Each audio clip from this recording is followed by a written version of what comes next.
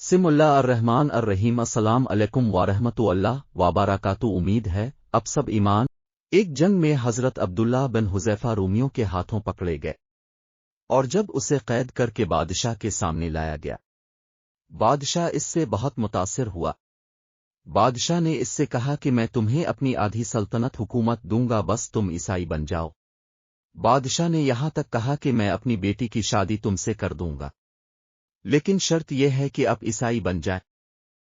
حضرت عبداللہ بن حذیفہ کے مسلسل انکار پر بادشاہ کو غصہ آ گیا، اپنے حضرت عبداللہ بن حذیفہ کو گرم تیل کی دیگچی میں ڈالنے کا حکم دیا۔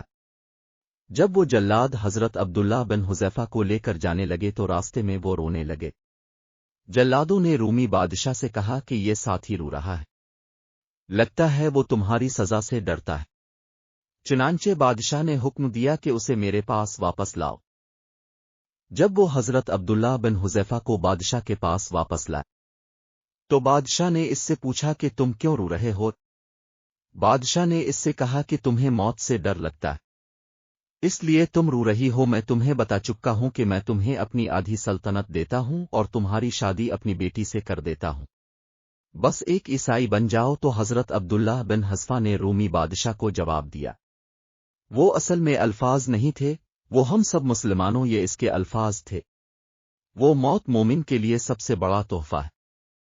میں اپنی بے بسی پر رو پڑا۔ بادشاہ نے حیران ہو کر پوچھا کہ تم کس بے بسی کی بات کر رہے ہو؟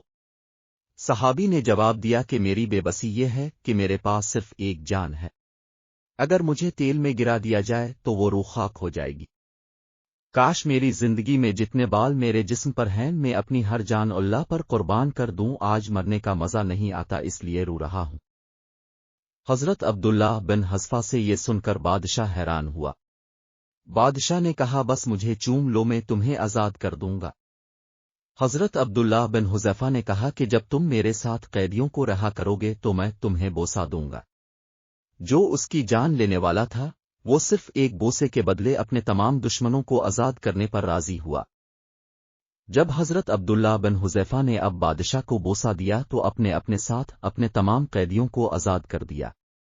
یہ تمام صحابہ جو مدینہ واپس آئے اور سب کو اپنا قصہ سنایا، پھر حضرت عمر نے فرمایا کہ حضرت عبداللہ بن حذیفہ کی پیشانی پر بوسہ دینا تمام مسلمانوں کا حق ہے، میں اسے شروع کرتا ہوں۔ چنانچہ حضرت عمر نے پہلے حضرت عبداللہ بن حذیفہ کو بوسہ دیا اور پھر باقی تمام صحابہ نے بھی بوسہ لیا۔ حقیقت میں جو خدا کو پاتا ہے وہ سب کچھ پاتا ہے، اور جو اپنے خدا کو کھو دیتا ہے وہ سب کچھ کھو دیتا ہے۔ جو اپنے اللہ کی اطاعت کرتا ہے اسے موت عزیز ہو جاتی ہے، لیکن جو شخص اللہ کی نافرمانی کرتا ہے وہ موت کو ناپسند کرتا ہے۔ اگر تم ساری دنیا میں تلاش کرو اور اللہ کو نہ پہچانو تو اللہ کی قسم تم ناکام ہو گئے، اور اگر تم نے اللہ کو پا لیا اور کچھ نہ پایا تو یہ دنیا تمہاری ہے اور آخرت تمہاری ہے۔ تم دنیا میں بھی کامیاب ہو اور آخرت میں بھی، اور اللہ کو پانا ہی اصل کامیابی ہے۔ اللہ کو نہ پانا اور نہ جاننا دنیا اور آخرت کی ناکامی ہے۔ اللہ کو راضی کر کے اس دنیا سے جانا ہے۔ ہمیں اپنی جان کی قیمت ادا کرنی ہے اللہ کو پانے کے لیے۔ جو کرنا ہے کر لو۔ امید ہے آپ کو یہ ویڈیو بہت پسند آئے گی۔ ہماری ویڈیو کو لائک اور شیئر بھی کریں اور ہمارے چینل کو سبسکرائب کریں۔ ہم آپ کے تبصروں کا انتظار کر رہے ہیں، تو برا کرم تبصرہ کریں۔ جزاک اللہ خیر کثیرا۔